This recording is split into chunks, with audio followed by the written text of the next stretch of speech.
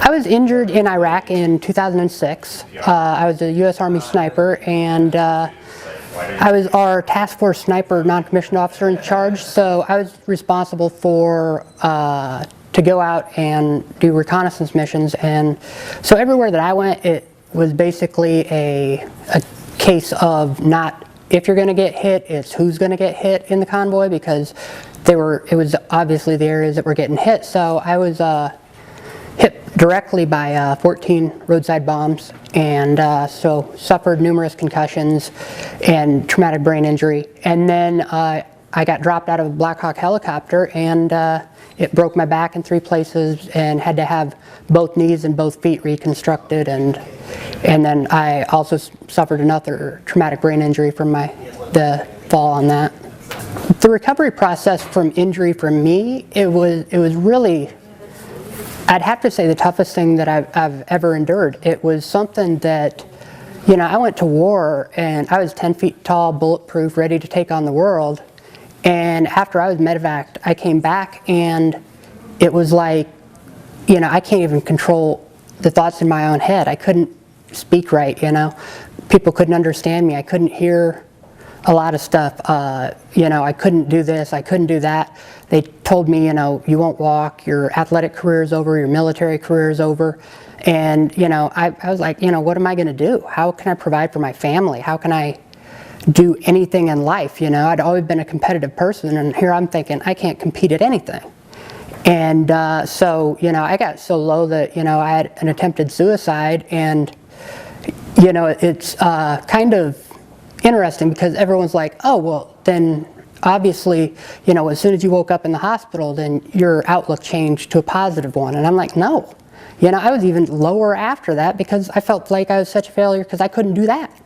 You know, I couldn't even end it. So you know, it just took a long time for me to even begin the mental recovery, you know, let alone the physical therapies and you know, walking with a walker forever, you know, I mean, not being able to lift up and hold my son or that kind of thing. But, you know, it took me to challenge the therapist and to challenge, you know, the boundaries of what I truly could do, you know, because they told me, you know, hey, you'll never ride a bike. You know, they said, hand cycle, yeah, okay, you can do that, but you'll never ride an upright bike. And, you know, to me that wasn't good enough. And I became not a victim anymore, I became a survivor. And being a survivor is, you know, just, it's about determining every day if you're going to get better or worse.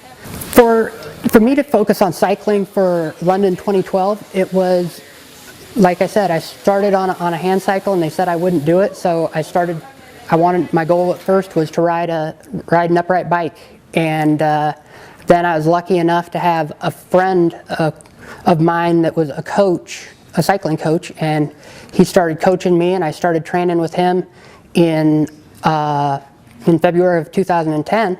And it just became, you know, it was like, well, if I'm going to do this, I'm going to dream big. I don't do anything, you know, half-heartedly. And for everything I do in life, I'm all in. When I was in the military, you know, I hear the Star Spangled Banner, you know, I still tear up to this day. And I always, on my uniform, you know, said U.S. Army and had the flag on my uniform every day of my career. And it carries a lot over to the Paralympic team, and that just to have another opportunity to wear USA on your chest and to represent your country, you know. And when I left Iraq, you know, it wasn't by choice. It wasn't that my time was up or anything like that. It was the fact that, you know, I could not continue, and so I viewed myself as a failure. I didn't leave on my terms.